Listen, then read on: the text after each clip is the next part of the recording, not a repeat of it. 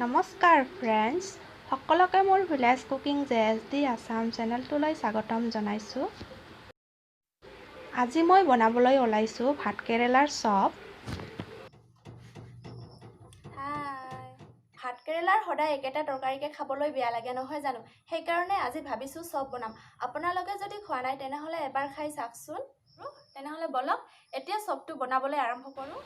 দালি লৈছোঁ হাফ বাটি, ভাতকেৰেলা লৈছোঁ হাফ বাটি লৈছোঁ, বেচন কালজিৰা লৈছোঁ 1 চামুচ। ভাতকেৰেলা কেইটা হাফ বইল কৰি লৈছোঁ। কেৰেলাটো মই সমানে কাটিছোঁ। এতিয়া ভিতৰৰ গুটি আৰু মাংসবিলাক উলিয়াই মই বাটিটোত থ'ম। দেখিবলৈ পাইছে কেনেকৈ উলিয়াই লৈছোঁ, এনেকৈ উলিয়াই ল'ব।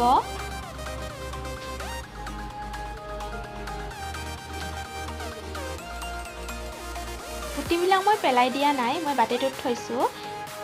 এইটো মই পেলাই নিদিওঁ, পিছত লাগিব। গোটেইখিনি মই তেনেকৈয়ে ওলালোঁ।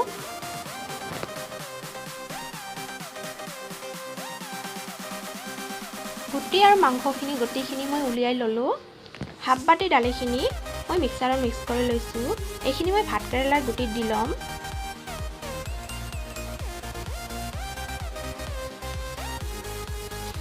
এটা পিঁয়াজ দিছোঁ কাটি থোৱা, দুটা কেঁচা জলকীয়া দিছোঁ,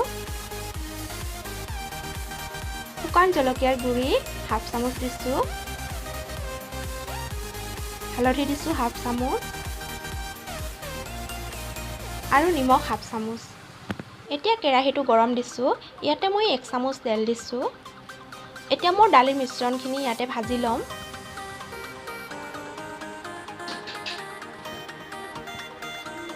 দেখিবলৈ পাইছে কেনেকৈ ভাজি আছোঁ।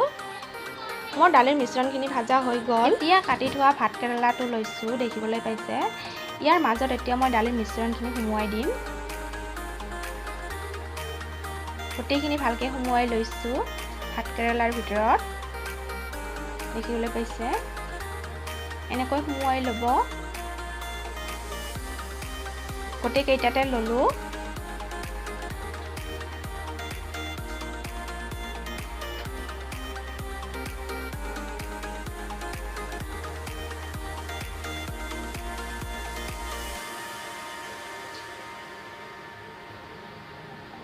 এটা বাটি লৈছোঁ, বাটিত হাফ বাটি বেচন দিছোঁ, নিমখ দিছোঁ হাফ চামুচ, হালধি দিছোঁ হাফ চামুচ, জলকীয়াৰ গুড়ি দিছোঁ হাফ চামুচ,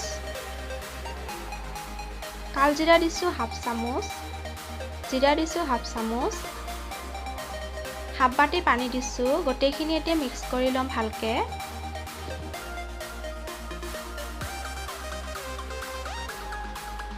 এতিয়া মোৰ বেচনখিনি মিক্স কৰা হৈ গ'ল।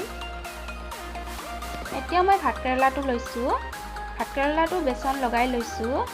দেখিবলৈ পাইছে কেনেকৈ লগাই আছোঁ। গোটেইফালে লগাই ল'ব লাগিব ভালকৈ। এতিয়া মোৰ কেৰেলাকেইটা বেচন লগা হৈ গ'ল। কেৰাহী এটা গৰম দিছোঁ। ইয়াতে মই 1 কাপ ৰিফাইন তেল দিছোঁ। কেৰেলাটো এতিয়া ভাজি ল'ম।